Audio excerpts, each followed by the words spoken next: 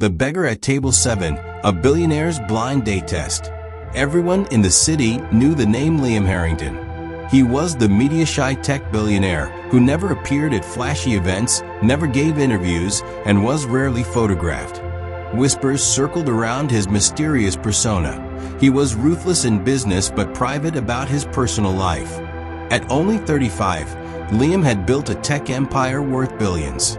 But despite his unimaginable wealth, he had one void he couldn't fill: love. After several heartbreaks, all tied to gold diggers and opportunists, Liam decided to test the dating pool in the most unconventional way. He didn't want to be loved for his wealth, his name, or his power. He wanted someone who could see value in a man even when he seemed to have nothing. That's when the crazy idea struck him. He would go on a series of blind dates, disguised as a beggar. Liam's closest friend and trusted assistant, Max, thought the idea was madness. But Liam had already made arrangements with an upscale matchmaking agency. He asked them to set him up on a series of blind dates at different cafes in the city. But there was a catch: they must not reveal his name or background. And to ensure the plan worked, he would show up looking like a homeless man, disheveled, dressed in second-hand clothes, with a matted beard, torn sneakers, and a worn-out backpack. Max would be nearby to intervene if anything went awry. The first date was a disaster. The woman showed up in designer clothes, looked Liam up and down once, muttered a curse under her breath, and stormed off. The second one gave him a full 20 minutes before feigning a phone call and slipping away. The third was worse. She laughed outright and accused the agency of pulling a prank. Liam sighed each time, but kept going. He met 11 women over 2 months, each encounter more disappointing than the last. Some were kind but hesitant. Others were blatantly disgusted. Liam had nearly given up when the 12th match was arranged. Her name was Ava Moretti, a kindergarten teacher in her late 20s. She was described as warm, sweet, and selfless. Liam rolled his eyes at the description. Every woman had a perfect bio, until reality kicked in. The date was set for a small cafe on the city's edge. Table 7, as usual. Liam arrived early, taking his usual spot in the corner. He ordered tap water, as always. His appearance drew the usual stares from the staff, but they had seen him there before and knew to leave him be. 10 minutes later, Ava walked in. She wasn't glamorous. She wore a soft blue dress and a simple ponytail. There was no makeup on her face, just a calm serenity. She looked around and hesitated when her eyes fell on Liam. For a moment, he thought she'd turn around and bolt. But she didn't. Instead, she walked over slowly, studying him with cautious eyes. Liam braced himself for rejection. "Are you Liam?" she asked gently. He nodded without a word, watching her closely. "I'm Ava," she said, holding out her hand. Liam blinked. She was still standing there. Not walking away. Not scowling. "You sure you want to sit?" he asked hoarsely, playing a part. She smiled. "Why wouldn't I?" He gestured to his attire. "Well, this isn't exactly a GQ look." Ava chuckled softly. "I didn't come here for a fashion show. I came to meet someone." Intrigued, Liam leaned in. "So, you're not put off?" "I'm surprised," she admitted. "But everyone has a story. Maybe yours starts with this." For the next hour, they talked. Ava asked questions, not about his job or salary, but about books, life, and childhood memories. She told him about her students, her love for painting, and her fear of pigeons. Liam found himself laughing more than he had in years. And for once, he wasn't playing a role.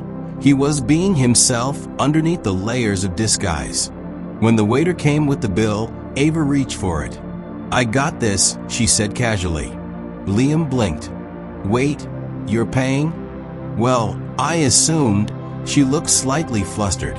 "Sorry, I didn't mean to offend you. I just thought maybe money's tight, and this date wasn't supposed to be about who picks the tab." Liam couldn't speak. He simply watched her in awe. In all his 12 blind dates, none had offered to pay.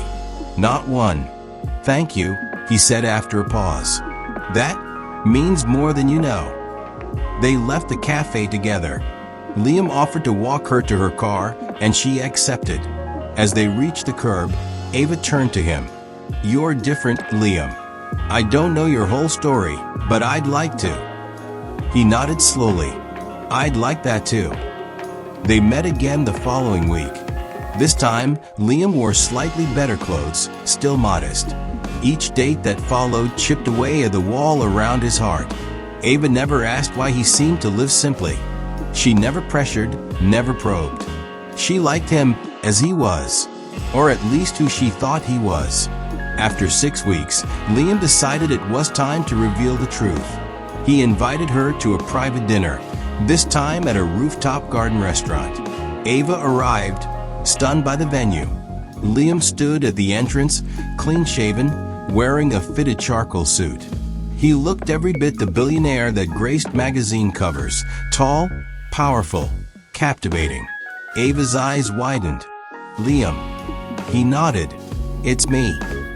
But what is this? He took her hand and led her inside. The table was set beneath fairy lights, the city skyline glittering beyond them. As they sat, Liam began his story, his real one, his company, his wealth, his reasons for the disguise, and why he had to know if someone could love him without all of it. Ava sat in silence, absorbing everything. So, he said finally, now you know the truth. You were never dating a beggar. You were dating a billionaire, pretending to be one. I needed to know if the woman in front of me cared about me, not my name, not my bank account, just me.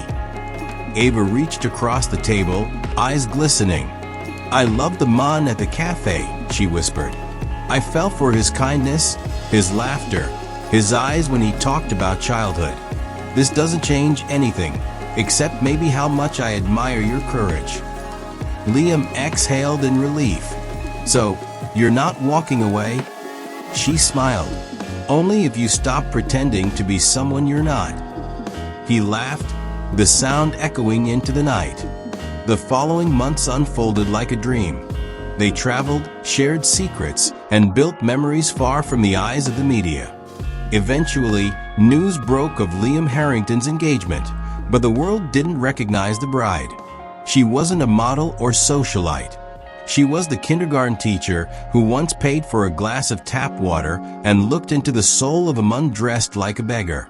On their wedding day, Max delivered a toast. To Liam, he said, raising a glass, who searched the city for real love and found it not in grand gestures, but in the quiet courage of a woman who chose kindness over judgment.